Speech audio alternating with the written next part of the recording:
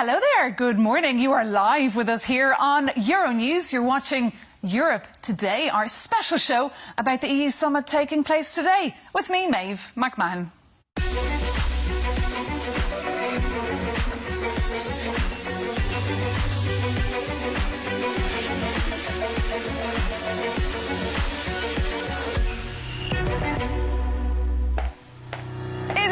Thursday, the 20th of March, and you're live with us here on Euronews, so welcome.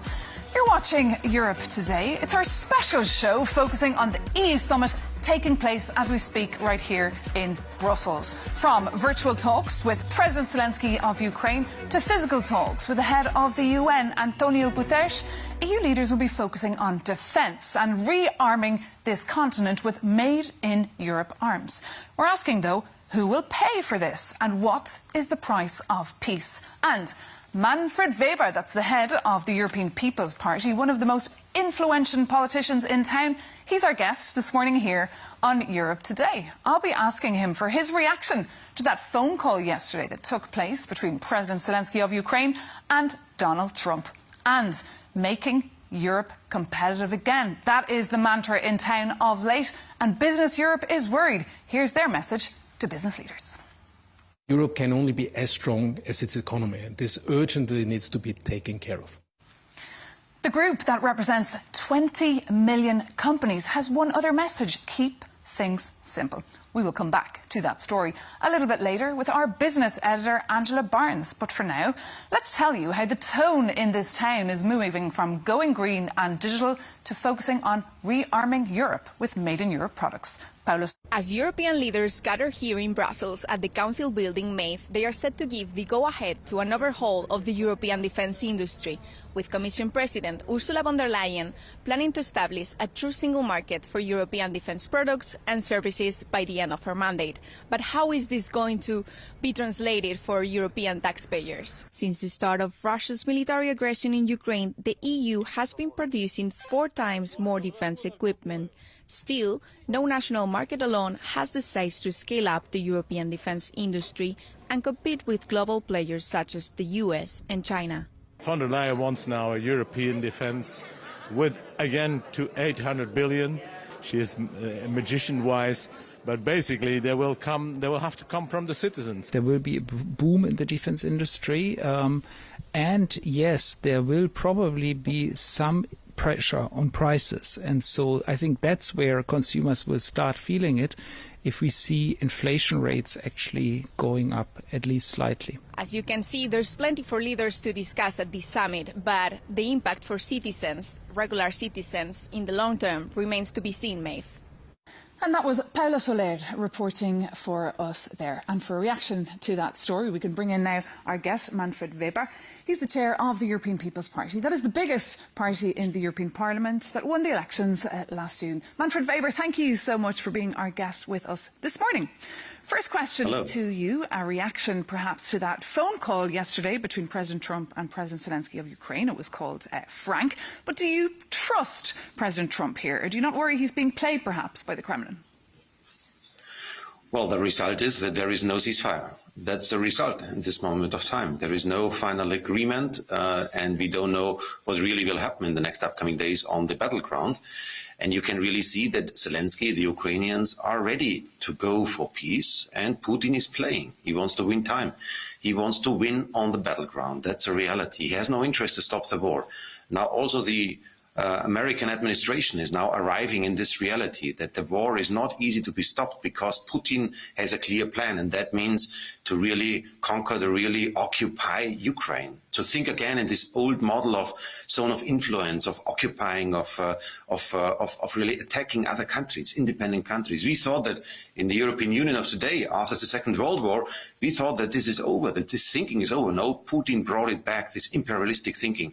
And that's a reality. And now with the message of yesterday that Putin is not ready to go for peace, for real peace process, I think that's proof for the rest of the world that he is the enemy. And of course, President Zelensky of Ukraine will be zooming into that EU summit taking place today. But the Europeans are not around the table of these talks. Should we have a Ukrainian envoy, perhaps yourself? Well, absolutely. Europe and Ukraine must be on the table, and America must understand there will be no agreement at all without the country of Ukraine. It's a sovereign country. They have their president, they have their parliament, they have national unity in defending themselves and their values, democracy and freedom.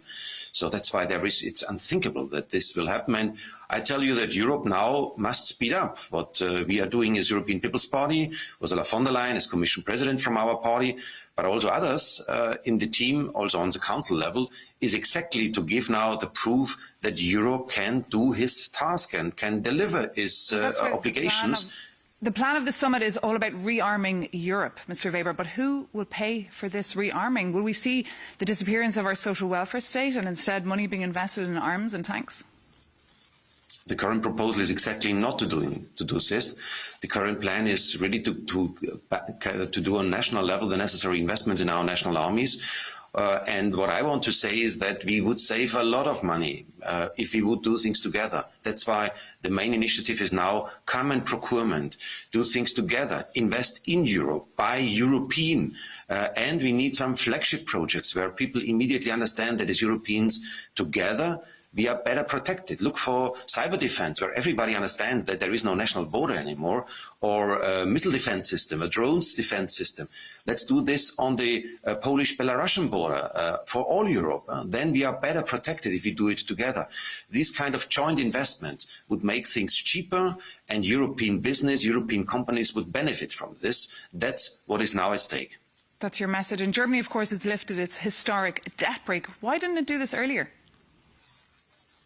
Well, we had elections. Now we have a new government. The new government is having coalition talks, and they come to the conclusion that now investments are needed.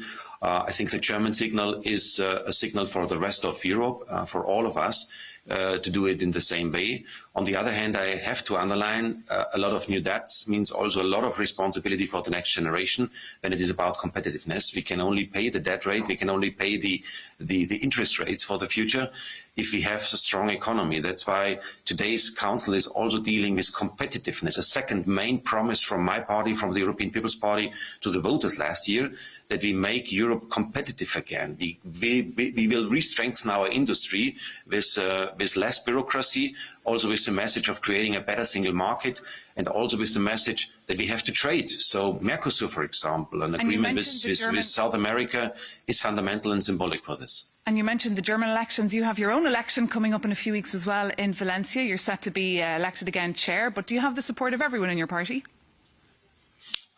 You never know in politics, but until now I don't have a competitor. And 3 years ago, when we were in Rotterdam together as European People's Party, we only had 6 prime ministers and little influence in Europe.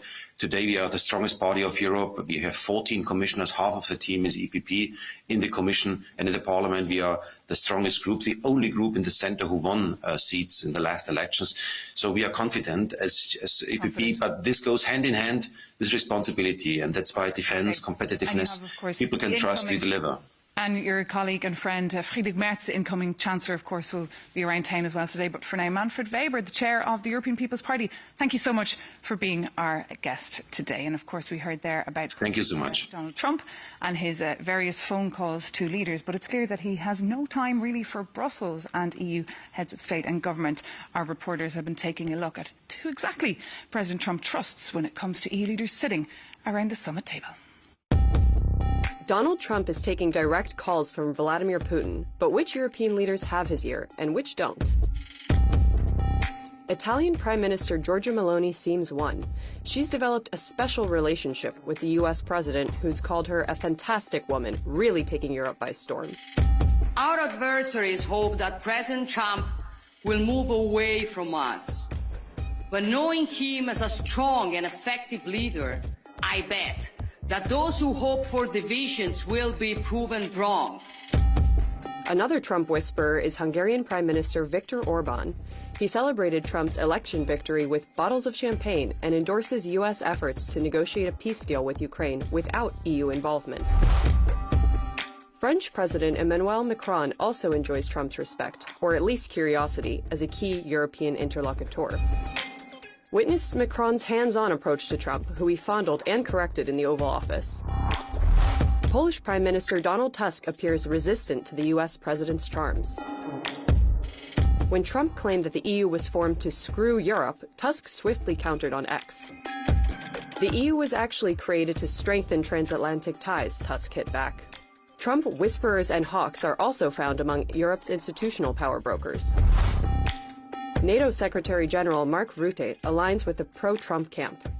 Rutte has taken a notably soft stance on Trump's claims over Greenland, despite the territory belonging to NATO member Denmark. By contrast, EU Foreign Policy Chief Kaja Kallas appears less convinced. Following the recent Oval Office spat between Ukraine's Volodymyr Zelensky and Trump, Kallas was quick to post on social media that the free world needs a new leader, which Trump is not.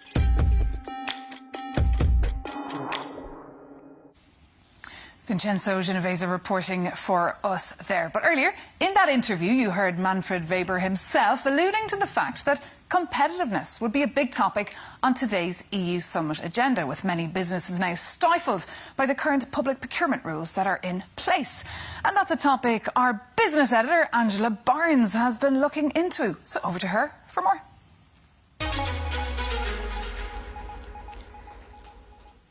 Thanks very much, Maeve, and good morning. In business news today, indeed, EU leaders have been urged to take decisive action on scaling back regulation and letting companies grow on the continent, or risk further investment losses to the US. Well, that's according to Marcus Behrer, the Director General of Business Europe, who spoke to me earlier about what's holding companies back the most as the EU summit gets underway. It's very clear. It's always regulatory overburden. It's the cost of energy, and of course it's also the lack of skilled labor. There's many other factors, but that's the top three.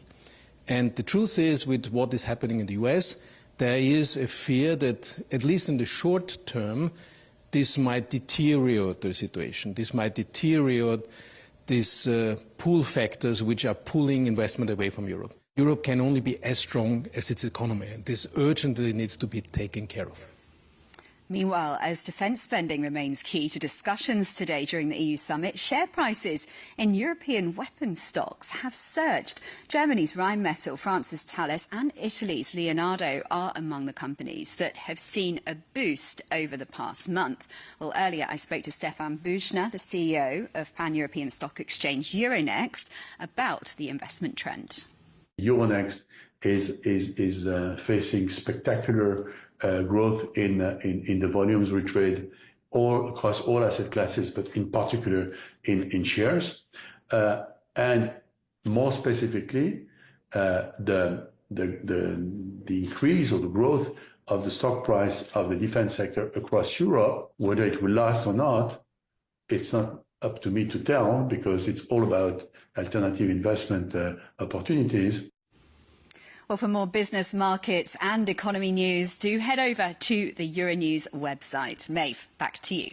We will indeed. Thank you so much to Angela Barnes there, our business editor. We also have reporters covering that EU summit extensively for you today here on Euronews. We'll have a live blog rolling until the summit comes to an end. EU leaders are already gathering in Brussels. Last night, Giorgia Meloni of Italy arrived and had a meeting with Roberto Metsola, the European Parliament President.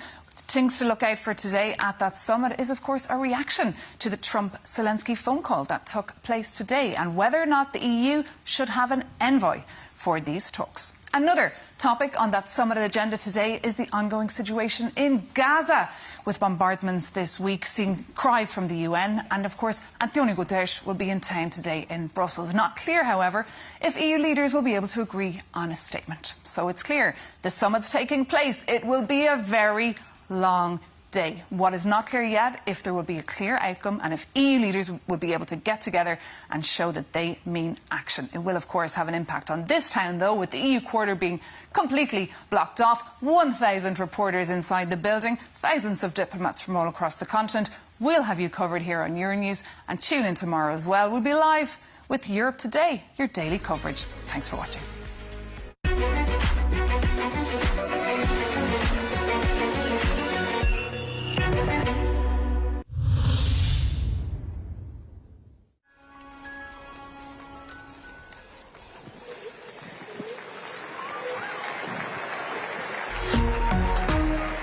Tell me that wasn't amazing.